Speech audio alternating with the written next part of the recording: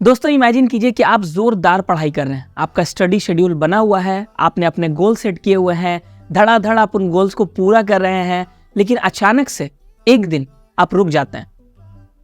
आपकी पूरी दुनिया रुक जाती है। आपको लगता है कि मैं क्या कर रहा हूं, हो गया, बस हो गया, मुझे और नहीं करना है। आप अचानक से बैकआउट कर जाते हैं। आपको लगता है कि मुझे और पढ़ाई नहीं करनी है, मेरा मन भर गया पढ़ाई से। दोस्तों इस सिचुएशन को कहा जाता है बर्नआउट। यानी आपके अंदर जो आग थी सक्सेस को पाने की, कामयाबी की, उस आग को आपने इतना भड़का दिया, इतना लहका दिया कि वो सब कुछ कंज्यूम कर गया, आपके अंदर का ईंधन ही खत्म हो गया। दोस्तों ये कोई किस्से कहानी की चीजें नहीं है, ये कोई इंटरनेट सेंसेशनल न्यूज नहीं है। मैं पर्सनली ऐसे केसेस जानता हूं जहां पर ऐसा हुआ। अच्छे स्टूडेंट्स, टॉपर्स के साथ ऐसा हुआ है। इतना ज्यादा उन्होंने अपने आप को पुश किया है कि अपने आप को तोड़ दिया। उनको 1 साल का ब्रेक लेना पड़ा चीजों को ठीक करने के लिए। ये एक स्टूडेंट का सबसे डरावना सपना है कि इस तरह से बर्नआउट ना हो जाए, पढ़ाई से मेरा मन उचाट ना हो जाए। और सबसे बड़ी प्रॉब्लम यह है कि बर्नआउट का कोई क्विक सॉल्यूशन नहीं है। टाइम लगता है, वक्त लगता है। वक्त के साथ साथ फिर आपका इंटरेस्ट जागता है पढ़ाई में, वापस से वो आग अंदर भड़काने में थोड़ा सा टाइम लगता है। तो सबसे बेहतरीन तरीका क्या है बर्नआउट से बचने का? Prevention is better than cure. आपको बर्नआउट होने ही नहीं देना है। मैं हूं जिया और आज मैं आपको बताऊंगा कुछ ऐसे टेक्निक्स, कुछ ऐसे टिप्स जिसके जरिए आप इस बात का ख्याल रखेंगे कि आपको बर्नआउट ना हो। तो इस वीडियो को एंड तक देखिएगा, कहीं ऐसा ना हो कि कोई चीज आप मिस कर दें और वही आपका 1 साल बर्बाद कर दे। Let's start.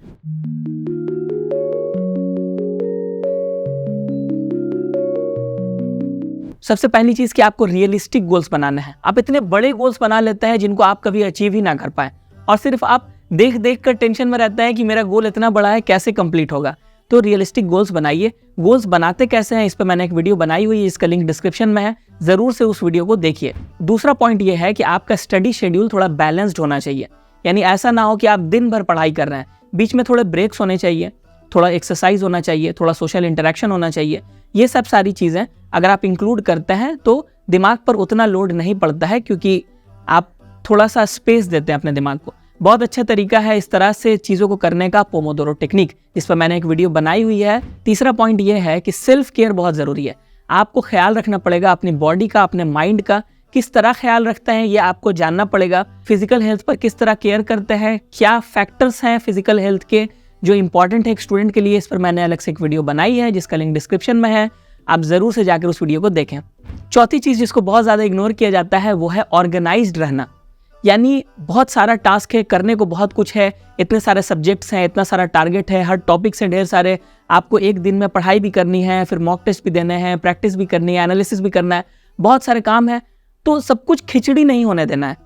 आपको इतना स्ट्रॉन्ग शेड्यूल और ऑर्गेनाइजेशन आपका होना चाहिए। आपको बिल्कुल पता होना चाहिए कि सुबह उठ के क्या करना है, शाम को क्या करना है, दोपहर में क्या करना है, रात को क्या करना है, फिक्स होना चाहिए। अगर आप कंफ्यूज हो जाएंगे खुद की, अरे इतना सारा काम है, ये मैं कैसे करूंगा, ये भी ये कर लेता हूँ, कभी वो कर लेता हूँ, जब आपको जो चीज़ें याद कर रही है आप वो करने बैठ जाते हैं, आप ओवरवेल्म हो जाते हैं। आपको ऐसा फील होता है कि आप धरती के अंदर समाते जा रहे हैं। ऐसा लगता है कि एक बड़ी सी सुनामी की लहर आकर आपके ऊपर गिर गई है। ये फीलिंग आपके अंदर नहीं आनी चाहिए। याद रखिए कि आप एक नाव पर बैठकर हैं। आपके नाव के नीचे में एक विशाल समंदर है, लेकिन आप उसके ऊपर हैं। अगर आप समंदर में डूब जाएंगे तो आप मर जाएंगे। इसी तरह से काम करने को बहुत कुछ है, लेकिन आपको उस काम के ऊपर रहना है, काम को कंट्रोल करना है, उसके नीचे दबना नहीं है। अगला पॉइंट है आपको चाहिए एक अच्छा सपोर्ट। यानी आपको पता होना चाहिए कि गाइडेंस कहाँ से लेनी है। हो सकता है आपको पता नहीं है कैसे इतनी प्रेशर को हैंडल करें। आप किसी सीनियर से मिलते हैं जो आपको बताता है कि इस तरह से प्रेशर हैंडल करो, इस तरह से काम करो। तो हो सकता है कि आपका जो बर्डन है, आपको जो ओवरवेलमिंग फीलिंग आ रही है कि मैं कैसे करूंगा, इतना बड़ा सिलेबस मैं कैसे कवर करूंगा, इस चीज़ में थोड़ा आराम मिलता है जब आप एक्सपीरियंस लोगों से बात करते हैं। एकेडमिक गाइडेंस कैसे खोजी जाए, इस पर मैंने एक वीडियो बनाया हुआ है जिसका लिंक डिस्क्रिप्शन में है, जरूर जाके इस वीडियो को देखिए। अगला पॉइंट है कि आपको टाइम मैनेजमेंट प्रैक्टिस करना है। टाइम मैनेजमेंट पर मैंने पहले भी 2 वीडियोस बनाई हुई हैं। आप उन दोनों वीडियोस को देख करके बिल्कुल क्लैरिटी आपको हो जाएगी कि किस तरह से आप टाइम को मैनेज कर पाएंगे। एक बहुत ही इंपॉर्टेंट फैक्टर है, इसको बिल्कुल भी इग्नोर मत कीजिए। अगला पॉइंट है कि जिंदगी को एंजॉय कीजिए। छोटी छोटी जो अचीवमेंट्स हैं आपकी, उनको सेलिब्रेट कीजिए। ज़्यादा टेंशन नहीं लेना है। जिंदगी किसी के लिए नहीं रुकती है। कभी अच्छे मार्क्स आए, कभी नहीं आए, कभी एग्जाम खराब हो गया, कभी अच्छा हो गया, ये चीज़ें चलती रहती हैं जिंदगी भर। तो ज़्यादा टेंशन नहीं लेना है, छोटी सी भी अचीवमेंट उसको सेलिब्रेट कीजिए, आपको अच्छा लगता है, आप कॉन्फिडेंट होते हैं, आपके अंदर जो मोटिवेशन है वो कंटिन्यूड रहती है।